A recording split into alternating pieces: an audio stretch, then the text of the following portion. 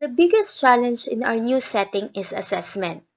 In fact, I know, like me, you have questions in your mind, like how to assess, which is the best assessment tool.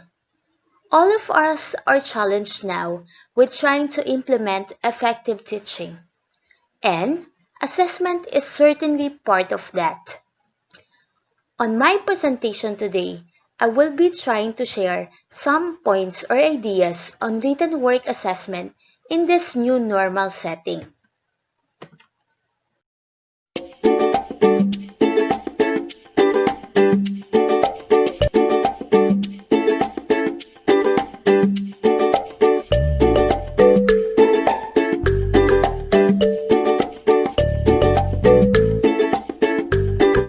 But before that, let's review the two types of assessment, formative and summative assessment. Ang formative assessment ang tumutulong sa atin upang malaman ang level of understanding ng ating mag-aaral. Ito rin ang nagsisilbing gabay natin kung ang ating klase ay magpo-proceed na sa next lesson or we need to provide them additional activities.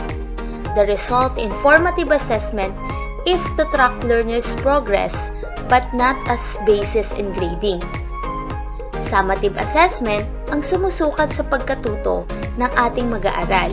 It provides information about the learner's achievement, and it is a basis of grading. To evaluate student learning at particular points in each quarter, summative assessment shall continue in the form of written works and performance tasks. Written works shall be administered to assess essential knowledge and understanding through quizzes, long or unit tests. Items should be distributed across the cognitive process dimensions using a combination of select response and constructed response formats so that all are adequately covered. Written works ensure that learners are able to express learned skills and concepts in written form. May include essays, written report, long quizzes, and other written output. We have to note the cognitive process dimension when we are preparing or planning the written work assessments. They are from simplest to most complex. Remember, understand, apply, analyze, evaluate, and create. This will be our guide to more precisely define and categorize learning objectives. Items in written works can be selected response or constructed response. Selected response are those that are composed of questions to which there is typically one best answer. Halimbawa nito ay multiple choice questions, true or false, matching type questions. While constructed response items require the learner to construct an answer, sometimes called open-ended items. Example, essays or problem solving. These items allow learners to demonstrate complex, in-depth understanding. Though we have options of items to include in our written work assessment, ang kailangan natin ngayon sa setting natin ay authentic assessment. Ano ba itong authentic assessment? John Mueller defined authentic assessment as a form of assessment in which students are asked to perform real-world tasks that demonstrate meaningful application of essential knowledge and skills. And one of the characteristics of authentic assessment is it requires learners to make their own answer to questions rather than select from given options. Here are some examples of written work assessments we can give to our learners. Essays.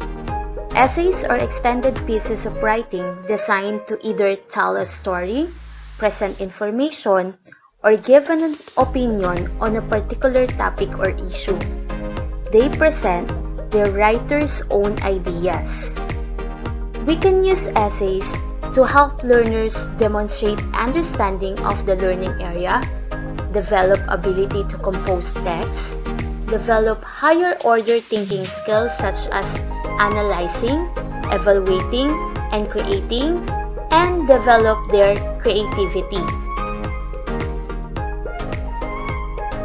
Next, journals. Journals encourage learners to write extensively. Through journals, you can help learners to express their thoughts, feelings, and experiences, experiment with new writing styles, reflect on their learning, and analyze relationship with others and the environment.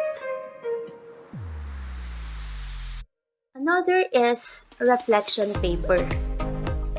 Reflection paper helps the learners to make connections between what is taught and need to do in practice, encourage creativity among them, develop their ability to think critically, and understand, analyze, and evaluate. Here are other written outputs in different learning areas. For languages, we have book or article reviews, essays, journals, letter writing, reaction or reflection paper, reports. For math, data recording and analysis, graphs, charts or maps, problem sets, surveys. Science, concept maps, data recording and analysis, reports or documentations, reaction or reflection paper, and surveys. For Araling Panlipunan, concept maps and organizers, essays, journals, news writing or news article reviews, reaction or reflection paper. For ESP, essays, journal writing, journal or article reviews, reaction or reflection paper. For EPP or TLE, essays, diagrams, charts and models, work designs and plans. For MAPE, essays, reaction or reflection paper, research paper.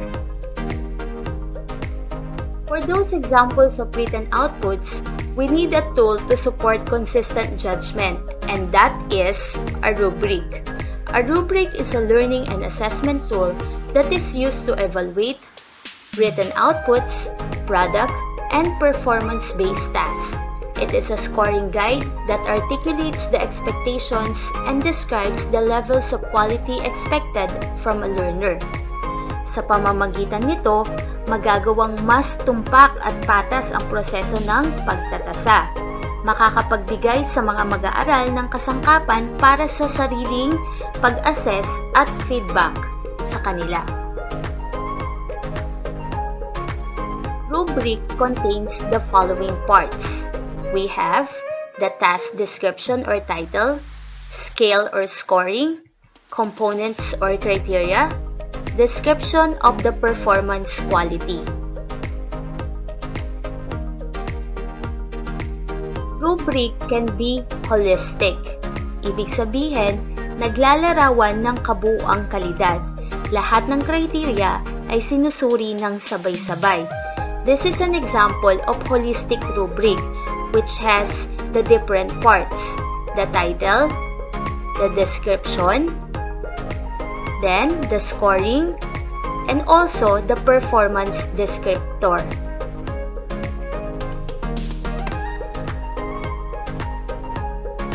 Rubric can also be analytic. Naglalarawan ng kalidad na may kaugnayan sa isang tiyak na criteria. Ang bawat criteria ay sinusuri ng hiwalay. Narito ang halimbawa ng isang analytic rubric, which has the following parts: the title, description, scale and scoring, performance descriptor, and criteria.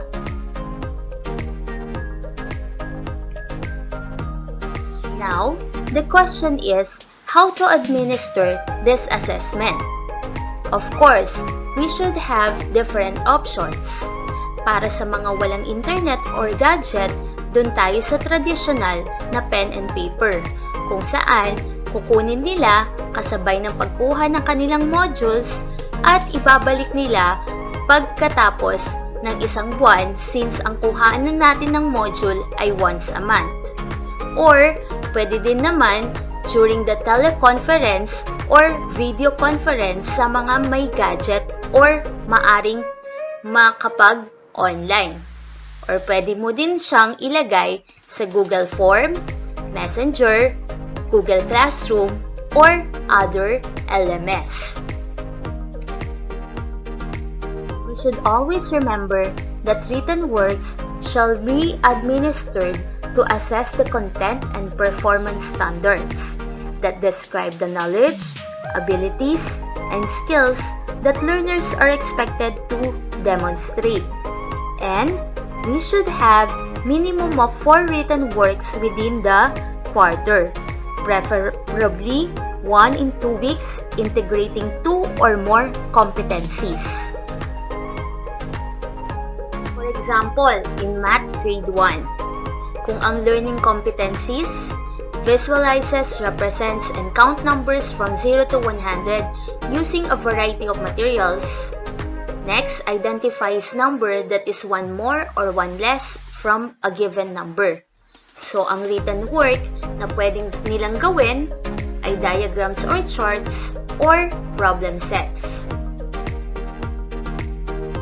Next, Science Grade 4 na may learning competencies na classify materials based on the ability to absorb water, float, sink, undergo decay, describe changes in solid materials when they are bent, pressed, hammered, or cut.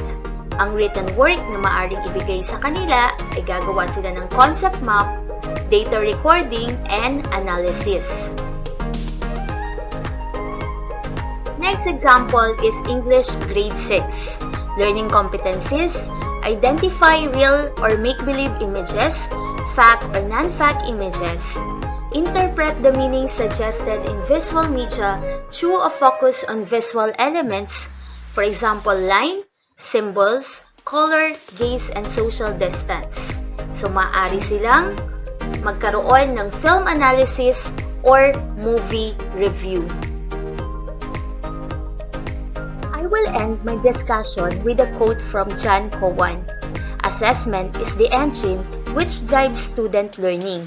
Hindi porke marami tayong options ay lahat ng yon ay applicable sa lahat ng ating students. We have to consider our goals and of course our learners. Do not let them feel burdened with assessment to the point na ayaw na nilang matuto. Sa ngayon, sa ating new normal setting, lahat ay ating pinag-aaralan. Wala pa tayong masasabi na best options. Pero, as teachers, we have the power to see which is the right option. And we have to use that power for our learners.